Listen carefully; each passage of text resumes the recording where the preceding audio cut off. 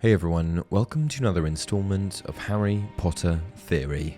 In today's video, we're going to be discussing another, somewhat scandalous, what-if scenario. What if Severus Snape, Hogwarts professor, former Death Eater, and secretly good wizard, had been Harry Potter's biological father? Now, before you get too hot and bothered about how this hypothetical theory would disrupt the Harry Potter canon, let me first share that not a whole lot would have been different. At least, not in the actual books, or movies. Not the way I see it, anyway. So let's dive right in, shall we? Okay, so in order for Snape to have been Harry's biological father, he, of course, would have had a romantic relationship with Lily Evans, the future Mrs. James Potter.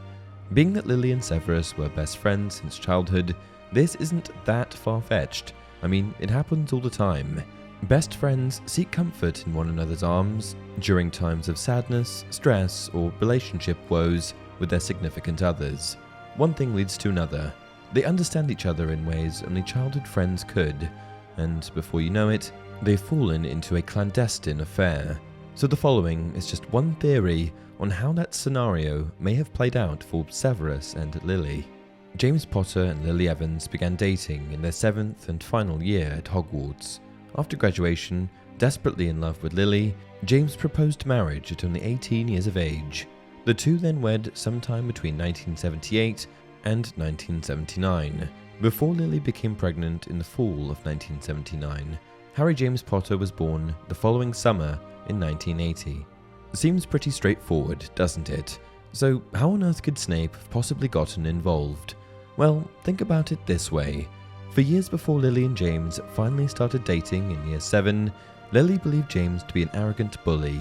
Unlike many of their fellow classmates, she was unimpressed with his Quidditch skills, crew of popular friends, and general bravado. Add to that one of James's favourite targets to pick on as a teen was Severus Snape, Lily's best friend, and you can see why it wasn't exactly love at first sight for Lily when it came to James Potter. So what if, after finally giving James a shot, he was romantically interested in Lily for quite a few years before they got together, there were moments when he still acted like an arrogant fool, moments of stubbornness and pig-headedness that led to intense fights between the two. Perhaps their moral views, although aligned in the bigger picture, like when it came to the First Wizarding War, dark magic and Voldemort, was still a little off when it came to certain topics, or dare I say, certain wizards. It could be argued that maybe Lily even continued to stand up for Severus after graduation, despite his known affiliation with Voldemort in the dark arts. This could have led to a huge row between James and Lily, James arguing that it was out of the question that they even mention the likes of Snape ever again, and Lily defending that most people have both good and bad inside of them. This particular argument most certainly wouldn't have gone over very well. James would have been beside himself with jealousy and disbelief. Why would she defend a known Death Eater? Eventually, Lily would have had enough.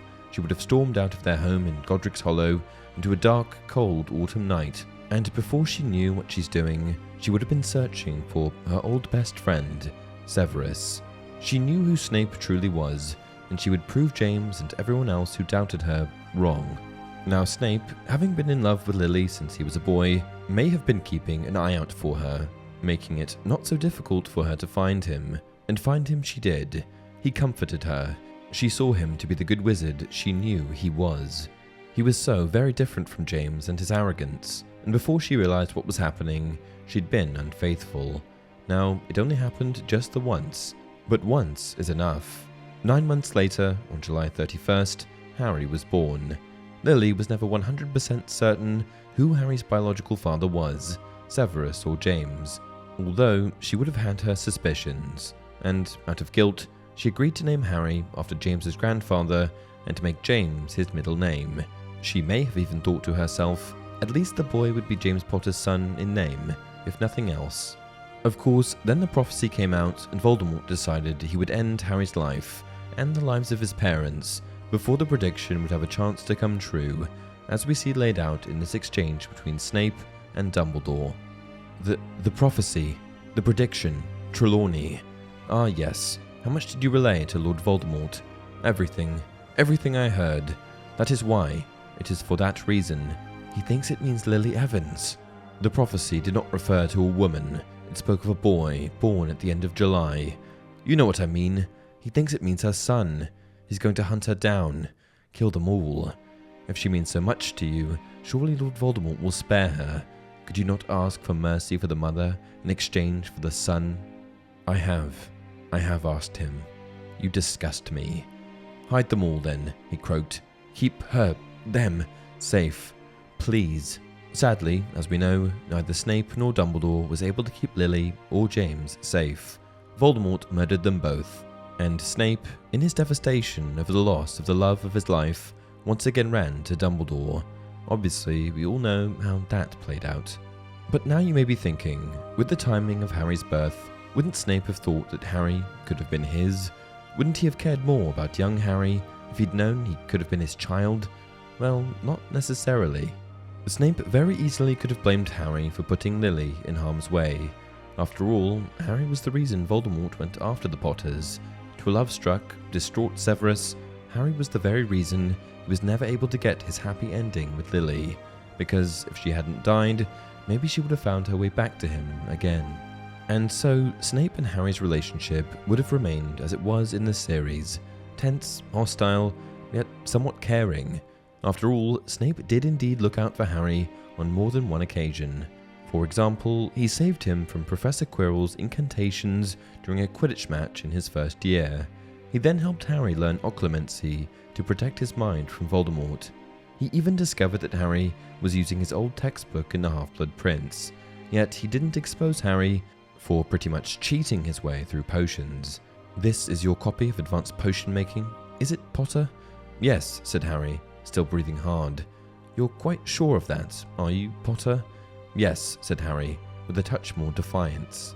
Snape's reaction to Dumbledore's admission that he basically mentored Harry to die also aligned with him having truly cared for Harry. I have spied for you and lied for you, put myself in mortal danger for you. Everything was supposed to be to keep Lily Potter's son safe. Now you tell me you've been raising him like a pig for slaughter. Note that Snape says Lily Potter's son, not James. I'm just saying. So, as you can see, as I said earlier, I don't really think a lot would have changed within the series from the perspective of the reader. In my opinion, there would have only been one scene that would have been played out differently, when Harry watched the memories that Snape gave him right before he died in the Deathly Hallows. In this version of Snape's memories, the first few would have been the same, but included in the series of flashbacks would have also been the admission that Lily and Snape had had an affair and that Severus had his suspicions that Harry was his biological son. Of course, this would have been a mind-blowing revelation, but when compared to the fact that Harry also learned that he must die in order to defeat Voldemort, I don't think it would have been the biggest shock from this particular trip down memory lane. From there, I still think the same witches and wizards would have appeared when Harry used the Resurrection Stone. After all, James never suspected that he wasn't Harry's father, and he loved Harry very much. And, as we've covered, Snape's relationship with Harry was complicated. Even the names of Harry and Ginny's future children wouldn't have changed, as they named one of their sons Albus Severus Potter. So there you have it. If Severus Snape had been Harry Potter's biological father, not a whole lot would have really changed about the series. What do you think? Did you like this what-if scenario or not? Let me know your thoughts on this one in the comments below. Don't forget to like the video and subscribe to the channel. Until next time, remember, after all this time, always